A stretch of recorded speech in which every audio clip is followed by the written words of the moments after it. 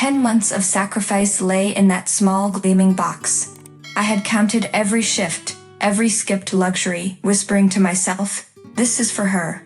When I placed the box containing the expensive smartphone with a large screen, priced at $1,970 before my daughter at the family gathering, her breath hitched, eyes shining as if the future itself waited inside. Her fingers hovered over the wrapping, until two shadows darted past. My brother's boys, giggling like hyenas, snatched it from the table. Hey! My daughter cried, leaping up. Before I could move, they hurled it into the fireplace. A crack of flame swallowed the box, smoke curling around the dream I had bled for.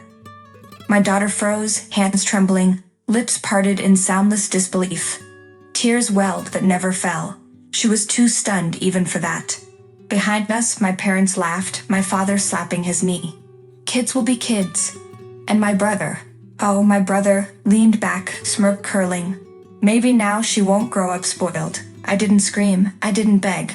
I let silence stretch, heavy as stone.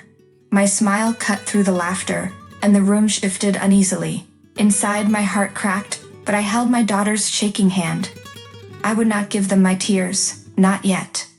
That night, long after the flames had died, I lay awake replaying every smirk my brother had ever worn. Once he had been my protector. I remembered stormy nights when we'd share a blanket, his arm draped over me as thunder shook the windows. Back then, he was safety. Now he was poison. The change hadn't come suddenly, it crept in like rust. I recalled the day of my wedding, standing radiant in white, searching for his smile. Instead, I'd overheard him whisper to my husband, she's fragile. You'll need patience. My chest had tightened, though I had forced a smile for the photographs. When I bought my first home, he ran a hand along the walls, lips curling, cozy, like a starter shack. Don't worry, you'll upgrade one day.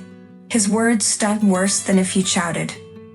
And when my daughter was born, my miracle, his envy sharpened into cruelty. You spoil her, he'd mutter, even while showering his children with every gadget they demanded. Now, as I watched my own child shudder with silent tears over the ashes of her dream, I knew the truth. My brother had stopped being family long ago.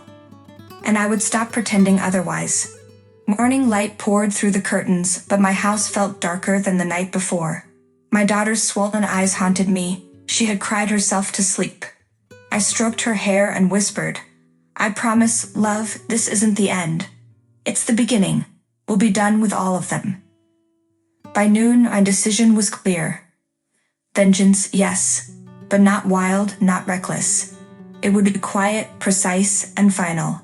I began with my parents. Years ago, I had co-signed their loan, bailing them out when hospital bills drowned them. I logged into my account, fingers trembling, and pressed withdraw. My chest tightened, tears pricked my eyes. But the thought of their laughter echoing as my daughter's dream burned steeled me. Their safety net was gone. Then came my brother. My phone buzzed with a message from him. Can you watch the kids this weekend? We're short on cash for a sitter. I stared at the screen, then typed, from today forward, I am not available for your needs. Don't call. Don't text. Don't ask. I hit send. The silence afterward was heavy, but not painful. For once, it was mine. I looked at my daughter, who peeked from her doorway. Her lips quivered. Mom, are we really done with them?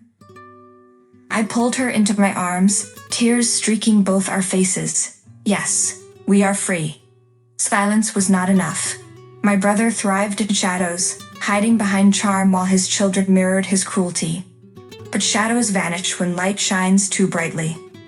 One night, while my daughter slept beside me, her tear-streaked face pressed against my arm, I scrolled through the glowing screen. His children had left their sins uncovered. Videos of shoplifting candy with smug grins, screenshots of cheating answers passed between friends, even posts mocking classmates who had less. Each image seared me. Each caption tore at the fragile hope that they were merely misguided. I gathered it all and sent it to the relevant authorities and the city hall. No lies. No exaggeration. Just truth. By midweek, calls began, first from the school, then the principal, then the police. My brother's fortress cracked. The storm broke when he burst into my house, eyes wild, spitting venom. "You ruined my kids' lives," he shouted, fists shaking. I stood firm. "No," I said softly, voice steady despite the tears burning my eyes. "They ruined their own lives. I just refused to cover it up like you always did." For a moment, silence pressed heavier than his rage. My daughter, peeking from the hallway, saw me unflinching. And for the first time, I felt her pride wash away my fear. The court proceedings lasted several months, and in the end, my brother was fined heavily and deprived of his parental rights, with custody of the children being transferred to our parents. 6 months passed, yet the memory of that fire still flickered in my mind. But my daughter no longer cried at night. She sat at her desk now, bent over the glow of the latest iPhone I had bought her, not with sacrifice, but with the money I saved by cutting my family off. Her laughter returned, soft but strong, as she sketched her designs across the bright screen. "Mom," she whispered one evening, pausing her work, "was it worth it? Losing them?" I sat beside her, brushing her hair back from her face. "Yes," I said, my voice trembling with both pain and relief. "Because some ties choke us, love. And when we let them go, we breathe again." The doorbell rang that night. I'd opened it to find my brother standing in the rain, shoulders slumped, eyes hollow. For once, no smirk, no venom, just silence. "Ariella," he muttered, voice cracking. I need. I raised my hand, stopping him. "No. You needed me for years, and I gave until it broke me. Now I choose us." I closed the door gently.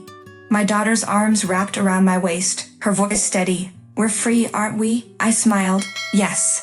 And freedom is the sweetest justice."